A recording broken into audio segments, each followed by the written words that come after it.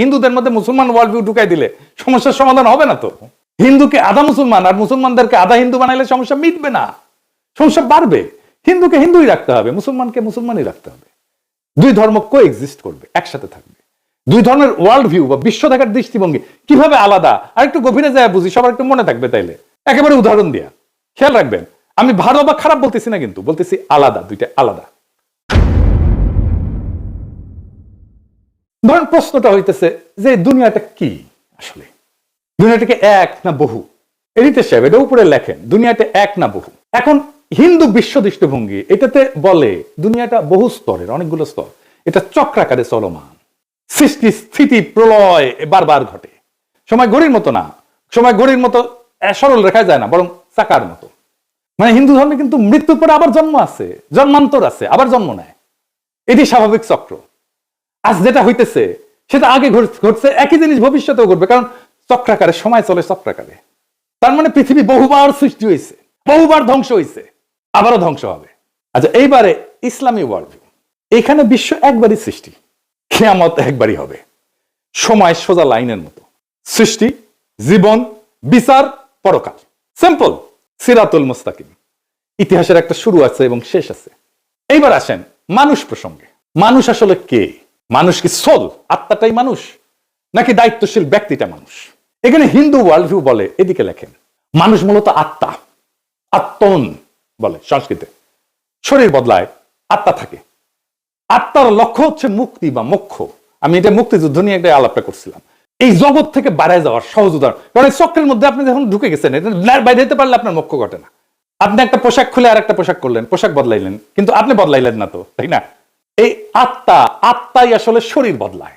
আমার মধ্যে যে আত্মা আছে হিন্দু ধর্ম অনুযায়ী, এই আত্মা অনেক দিন থেকে চলে আসতেছে, আমার শরীরে আছে। এখন আমার শরীরটা মরে যাবে, কিন্তু আত্মা বেঁচে থাকবে।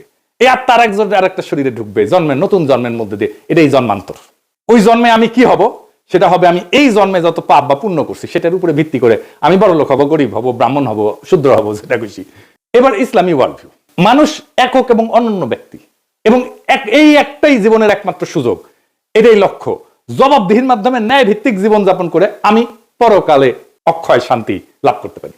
এখানে কোনো সেকেন্ড চান্স নাই। আচ্ছা, ভালো কাজ মন্দ কাজ এটা কিভাবে কাজ করে হিন্দু ওয়ার্ল্ড ভিউ?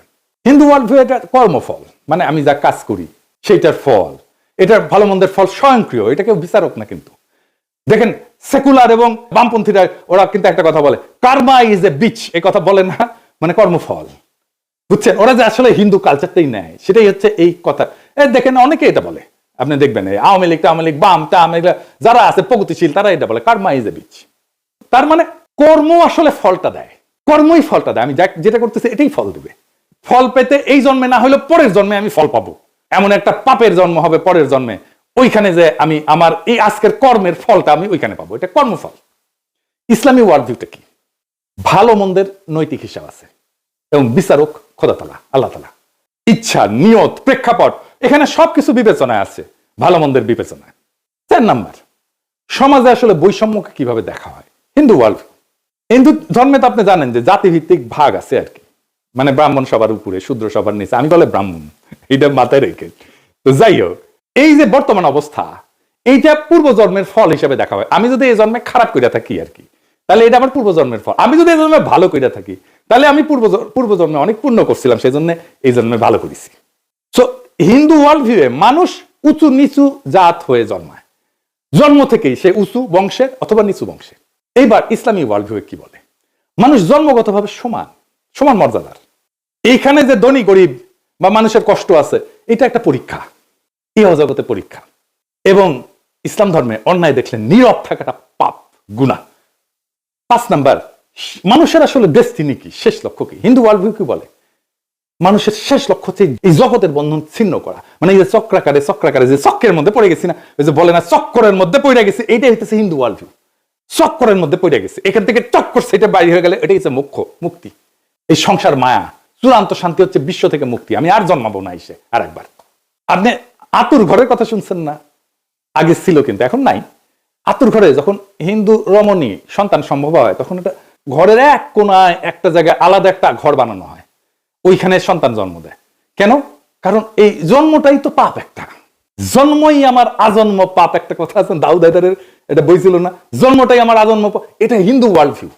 তাই জন্মটা যেহেতু পাপ এবং জন্মটা যেহেতু অপবিত্র, সেজন্য তাকে দূরে রেখে জন্মটা দিতে হয়, বুঝেছ? আচ্ছা, আর ইসলামী ওয়ার্ল্ড ভিউ কি? জগৎ মায়া না, এই দুনিয়াটা রিয়াল, এই দুনিয়াতে ন্যায় প্রতিষ্ঠা করাটাই কাজ। সমাজ, রাজনীতি, অর্থনীতি সব গুরুত্বপূর্ণ, এই দুনিয়া ইহ জগৎ খুব গুরুত্বপূর্ণ। পরকালটাকে এই এই জীবনে ইহ জগতে যা করছি সেইটার আমি ফয়সালা পাবো, বিচার হবে, তারপরে তার সেই অনুযায়ী আমি হয় বেহেশতে যাবো অথবা দোজখে পড়বো। এই বিশ্ব একটা নৈতিক পরীক্ষা। মানুষ আল্লাহ তাআলার এক দায়িত্বশীল সৃষ্টি, যাকে পাঠানো হয়েছে দুনিয়াতে তার খলিফা কইরা। এটা একটা স্পিরিচুয়াল জার্নি, এটা কমপ্লিট করার জন্য। কমপ্লিট হয় হাসরের ময়দানে বিচারের সামনে যায়। এখন প্রশ্ন হইতে পারে, তাহলে কি হিন্দু মুসলমান একসাথে একটা রাষ্ট্র বা সমাজে থাকতে পারবে না? হিন্দু মুসলমান দুই ধর্মের মানুষ কিভাবে তাদের স্বাতন্ত্র্য বজায় রেখে একসাথে শান্তিতে থাকতে পারবে? সেটার রাজনৈতিক সমাধান ব্যয় করতে হয় তো রাষ্ট্রকে। এর চাইতে বড় কাজ তো ভারতীয় উপমহাদেশে আর নাই। কিন্তু আগে সিদ্ধান্ত নিতে হবে আমরা শান্তিতে থাকতে চাই। সিদ্ধান্ত নিলে পথ বের হবে, পথ আছে। চালাকি কোনো সমাধান না, সমাধান চালাকি করে বের করা যাবে না। হিন্দুকে আধা মুসলমান বা মুসলমানকে আধা হিন্দু বানায় না, এটা হবে না। এইটা করতে থাকলে একটা অনিবার্য রক্তাক্ত সংঘাতের দিকে আমরা যেতে থাকবো, সমস্যার সমাধান করবে না, আর কঠিন জটিল সংকটের দিকে জাতিকে নিয়ে যাবে। শুধু জাতিকে না, ভারতীয় উপমহাদেশকে নিয়ে যাবে। কিভাবে সম্ভব? একটা ছোট্ট উদাহরণ দিয়ে বলি। দেখেন, আমরা যে যে ধর্মই পালন করি না কেন, রাস্তায় ট্রাফিকের লাল লাইট দেখলে তো সব ধর্মের মানুষ দাঁড়াই, তাই না? বিবাদ হইলে তো একই আদালতে যায় সব ধর্মের মানুষ ফয়সালার জন্য, তাই না? আমরা তো ভোট দিতে হলে, নেতা নির্বাচন করতে হলে একই ভোট সেন্টারে যাই ভোট দিতে সব ধর্মের মানুষ, তাই না? এটাই নাগরিক হিসেবে একসাথে থাকা। নাগরিকত্বই আমাদেরকে একসাথে বাঁধবে। স্পিরিচুয়াল জার্নি না, আমার ওয়ার্ল্ড ভিউ না, আমার নাগরিকত্ব। আমি যেই যেই জায়গায় আমরা নাগরিক হিসেবে আমি শেয়ার করি, সেই জায়গাটা আমাকে বাঁধবে। যাই হোক, আগের আলাপে ফিরে আসি। ছায়ানট নিয়ে বাংলাদেশের মানুষ চূড়ান্ত বিলা হয় 2018 সালে। হ্যাঁ, 2018 সালে যখন বাংলাদেশের মানুষের চোখে স্পষ্ট হয় মোদির সাথে ছায়ানটের সম্পর্ক। কেন ছায়ানটে হামলা হইলে মোদির বিজেপি বাঙালিদের জায়গায় উঠতে বলে? এটার উত্তর কি দেখছেন? ছায়ানটে হামলা, বাঙালিদের জেগে উঠতে বলল মোদির বিজেপি। কেন? কারণটা হইতেছে 2018 সালে ভারত সরকারের পুরস্কার পায় ছায়ানট। স্বয়ং মোদি অভিনন্দন জানায়। শুধু অভিনন্দন না, ছায়ানটের এই ভারত রাষ্ট্রের পুরস্কার, যার জুরি বোর্ডের চিফ ছিল স্বয়ং মোদি, সেই পুরস্কার না আসলে একটা গুরুতর নৈতিক এবং রাজনৈতিক ভুল। এটা কোনো ভারত বিরোধী আবেগ না, এটা রাষ্ট্রীয় সহিংসতা, জনগণের স্মৃতি এবং সাংস্কৃতিক প্রতিষ্ঠানের নৈতিক সীমা, এই তিনটার সংঘাত। কিভাবে? রাষ্ট্রীয় পুরস্কার কিন্তু কখনো নিরপেক্ষ না। রাষ্ট্রীয় পুরস্কার মানে এই প্রতিষ্ঠান আমাদের রাষ্ট্রের নৈতিক এবং সাংস্কৃতিক বয়ানের অংশ। এটা কোনো ব্যক্তিগত শিল্পীর সম্মান না, এটা রাষ্ট্রীয় বৈধতার অংশীদারিত্ব। পৃথিবীর বহু মানুষের কাছে মোদি গুজরাটের কসাই নামে পরিচিত।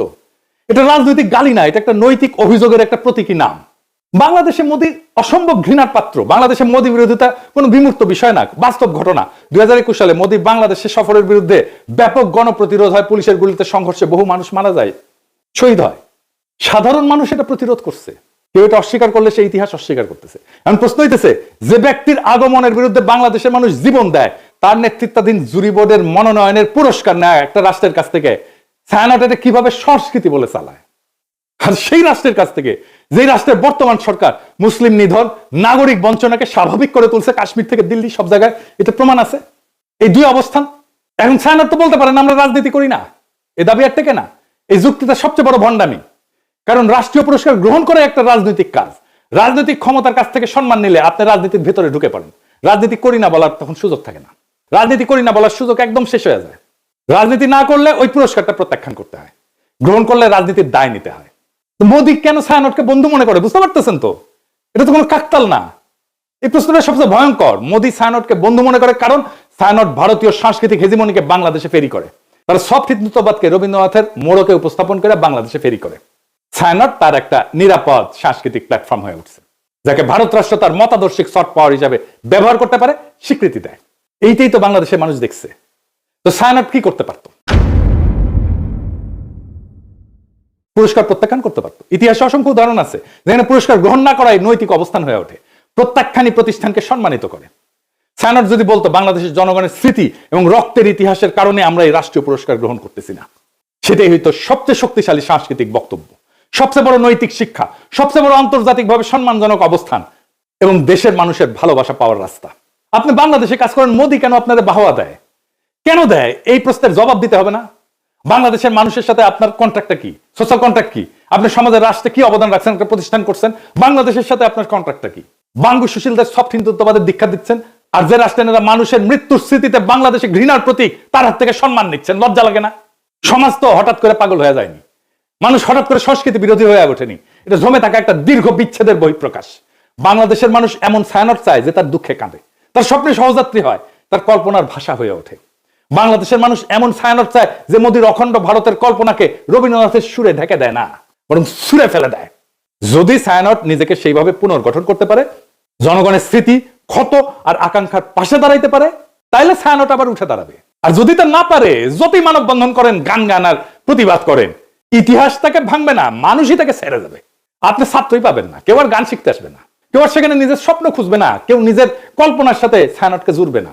আপনার কালচারাল লেজিটিমেসি কোলাপস করতেছে। কারণ সংস্কৃতি টিকে থাকে মানুষের ভালোবাসায়, মানুষের মধ্যে, গণমানুষের মধ্যে, রাষ্ট্রের বাহবায় না। আপনারা তো জনগণকে হারায় ফেলছেন, ভারতকে পাইছেন, জনগণকে হারায় ফেলছেন। যে সংস্কৃতি জনগণকে হারায়, সে শেষ পর্যন্ত কালের অন্ধকারে হারায় যায়। এটাই ইতিহাসের সত্য। এই সত্যই শিখাইছে আমাদের জুলাই বিপ্লব। ইনকিলাব জিন্দাবাদ।